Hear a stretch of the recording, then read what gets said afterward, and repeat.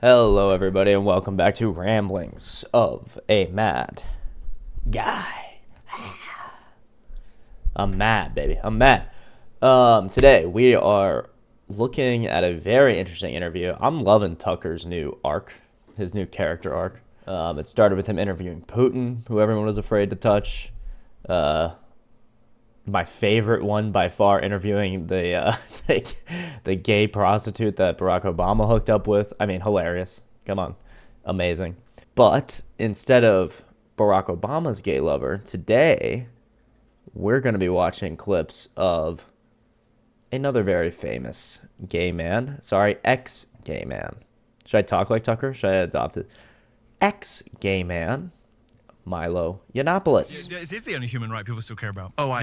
Your right to be sodomized, your right to wake up in the morning, and you're like, oh, okay, you're ready to go, are you? And hear that voice in your mind, and it's not a sultry voice, it's not a sexy voice, it's go and get it. It's it's Gorgoroth. Anyway, sorry, I'm interrupting you, but Wait, that's dark. I've thankfully never. It's one of the few problems I don't have, but I get it. That's why Grindr's so dangerous. It's just like within 20 minutes they can be in the living room.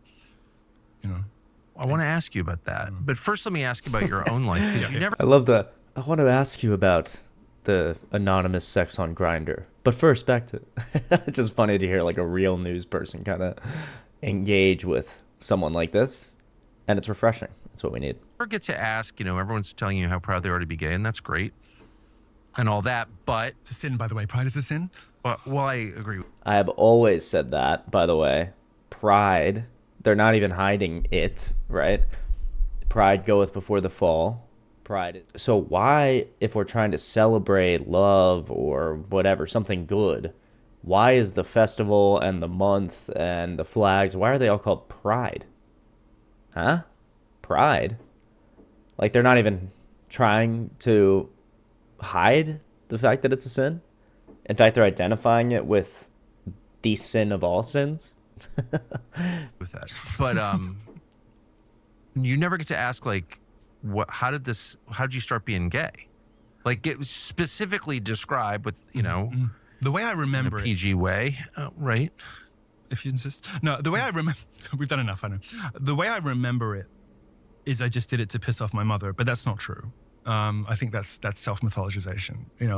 I did take a lot of drug dealers home when I was. Were you close to your mom? When I was in high school, she married. So I'll answer your question. I'll skip back first. Let me do that first. So my dad was in organized crime. Funny, charismatic, brilliant. There are things about maybe Alex Jones that remind me of him a little bit. Just in that kind of just in manner, like a bit of a bruiser, but with the heart, Okay, so I mean, this becomes a long segment of him describing his dad. It's very interesting. You should go watch it. I don't think you have time right now. His dad was essentially a rough and tumble, organized crime, kind of a Tony Soprano type. And Milo sees this. He sees his dad beating up people and speaking to people in these threatening, violent ways, and he says, if that's what being a man is, I don't want any part of it, right? So he starts to feminize. Now, then, probably ultimately crucially, he was molested by a Catholic priest when he was a boy, when he was 14 years old. It's like a bunch of different elements coming together, right? It's a bunch of elements that come together that make someone gay. This is why it's in between a choice and you're born this way. Like, you're not born that way, but it's not exactly a choice, is it? Right?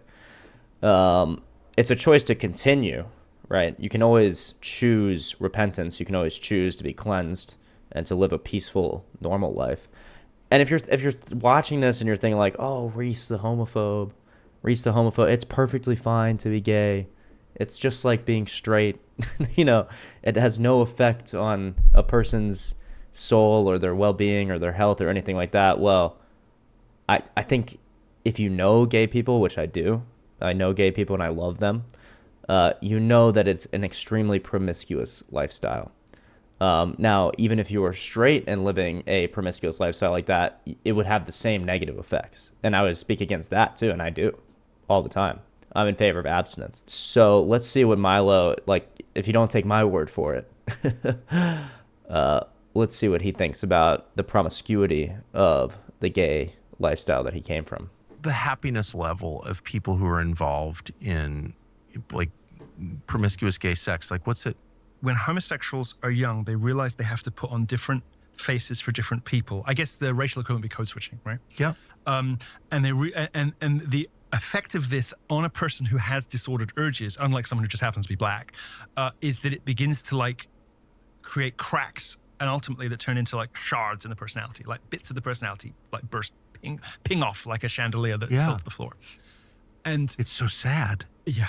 And it produces the space for profound denial of the type that most homosexual men find themselves in, where that flooding of addictive urge is mistaken for healthy and normal sexual attraction.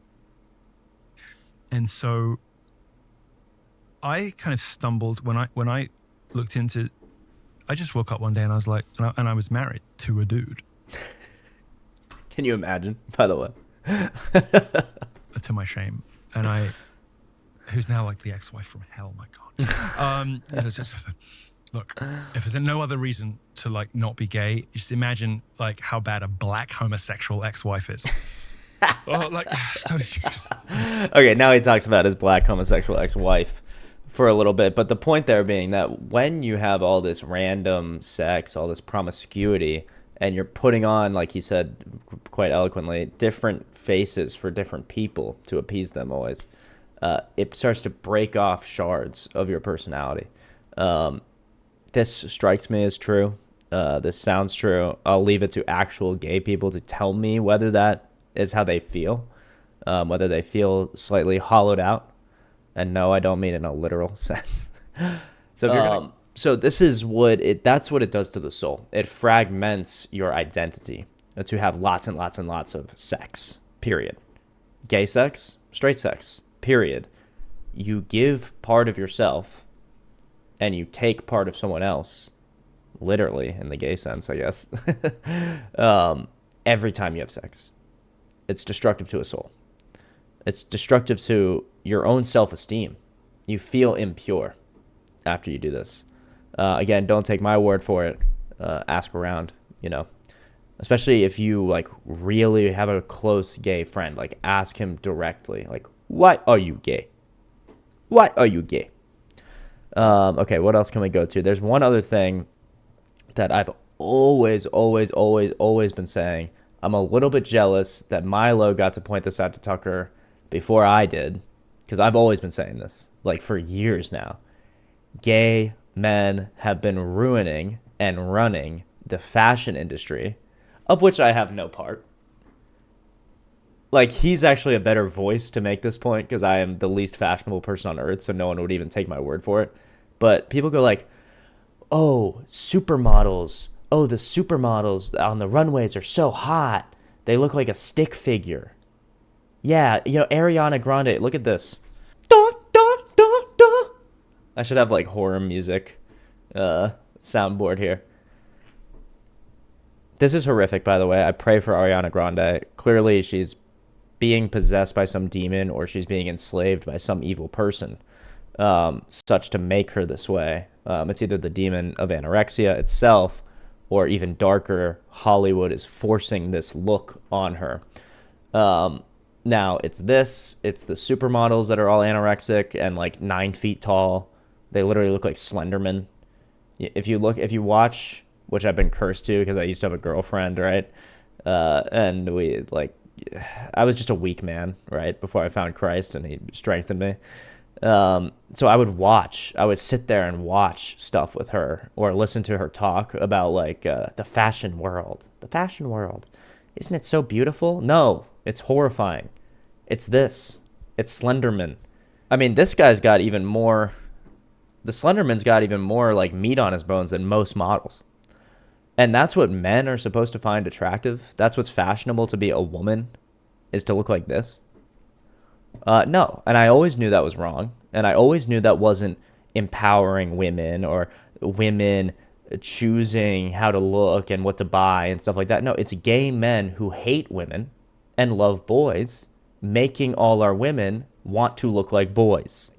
I thought it was just they wanted women to look like boys because they're attracted to boys, and so that's what they're attracted to. So that's what they make their clothing for, right? Like very skinny, tall, young men, twinks as they call them. But Milo adds this other element, which is almost definitely true: is most gay men are gay because they hate their mother on some level. They had an overbearing mother, and they had a father who didn't protect them and masculinize them against their overbearing mother. Because they hate their mother, they want to turn all women into the demon that they see their mother as. And we'll try to find that direct quote from Milo, because that was genius, I thought. They force women into ever more uncomfortable and ever uglier outfits and throw them down runways on, in 10-inch heels. Or they, What? So you think the fashion industry is acting this out? Of course it is. I mean, what other explanation could there be for the intolerable ugliness of the catwalk? And when society was properly ordered, there were these aspirational beauty standards and these aspirational lifestyle goals that included gorgeous tailoring and beautiful silhouettes for women that accentuated their gorgeous characters. It's not like that now, is it? It's not like that now. No, and it's funny. I don't know really anything about fashion, but I love female beauty, of course. But you don't see any of it on the catwalk now. Exactly. In fact, you see the opposite. You see the opposite. You see manufactured ugliness. Gay men turning women into the demons they see themselves as. You see gay. Look at the most celebrated woman on the stage at the moment is the Gorgon opposite Ariana Grande, whose name I forget now. I forgot he even mentioned her. We're on the same page. Milo, you and me, brother. Not in a gay way. We're on the same page. Like, what is the difference between these two photos? Let's play a spot the difference. Photo 1, photo 2. This one's slightly more expressive. The only thing she doesn't have are the crazy fingernails. But hey, go off, queen. She can have them fingernails, and then she'll be no different. And they would love to put her in this suit, too. Oh, they'd love to put her in that suit. They're still like they still need to maintain like a facade of femininity. Like they can't ship Ariana Grande as a lesbian yet. They will, but they can't yet. Because they're still like middle America that has to watch Wicked, that's still a lot of money. And again, no shade to Ariana herself. I think she's a tragic victim of one of two things, either a demonic possession or a slavery to Hollywood. Those are the options here. I don't, maybe she's a bad person, but I doubt it. I mean, it just looks like she's more of like a trafficking victim. So God bless her. I mean, really, pray for her. But this is what I've been saying. And you're like, that's literally Nosferatu. It's literally Nosferatu. And I know a gay man did that. And of course, a gay man then put her on stage in Jesus Christ Superstar as our Lord. Did you know that? All right. So just so you know that this video is not for no purpose. It's not for gay bashing. It's not for being mean or anything like that. It's just these are things we're not typically allowed to talk about. These are things we've not been allowed to talk about. That are important. I mean, I really appreciate Tucker bringing Milo on to expose and just like shed light on what is going on in our culture. We're a culture who's been feminized, and also there's a word that even I probably won't say that Milo says throughout the whole thing. You guys can find it. Call it gayified. Our culture's been gayified and feminized, and the question is why? Let's see. This will be our final segment on Milo Yiannopoulos, Tucker Carlson. Desires. And just look at how comfy capitalism has made itself with homosexuals. Like, oh, you've got no kids? Well, perhaps you'd like these designer clothes. Oh, you don't have any dependents? Well, maybe you'd like to spend way more than you should on this cruise. Or whatever. I mean, a boat cruise. All your disposable income is yours to spend. Well, perhaps you'd like to try. We do have a special this evening, sir. Like our pan roasted blah blah blah blah blah blah. They used to call it the pink pound in England. This disproportionate ability of gays to spend, which has a reinforcing effect. It's like And there you have it. It's the money. Don't fuck with the money, baby. It's why they encourage women to get out of the house and work jobs so that they could tax them. They could tax a household double. That's what the entire feminist movement was about. We can get into that another day. Abby Rockefeller, the Rockefeller families, the oligarchs of America funded and created the feminist movements, first wave feminism in the 20th century, in order to tax women. It wasn't to free you, queen. Women are less happy now than they've ever been in history, even though arguably conditions were worse for women and for men, but for women throughout all of history. But yet they were happier than they are now. Well, maybe because they're not supposed to be girl boss CEOs. Maybe because that was a lie sold to them in order to extract wealth from the family and to make everybody, actually to break apart the family. And that's the point of this gayification, the fact that every Netflix show, every Peacock show, every show you've ever seen has at least one gay character. You have to. You have to. It clearly is some kind of quota that the networks have set. There must be at least one gay couple. It's the money, baby. You don't fuck with the money, baby. Come on. You know this. I hope that this doesn't fuck with the money between us. I hope you don't see me as a different person, because I really enjoyed this interview with Milo Yiannopoulos. I think a lot of honest, introspective gay men will agree with most of the points that he laid out in this interview. Thank you, everybody. Hope you enjoyed. Appreciate you. Check you next time.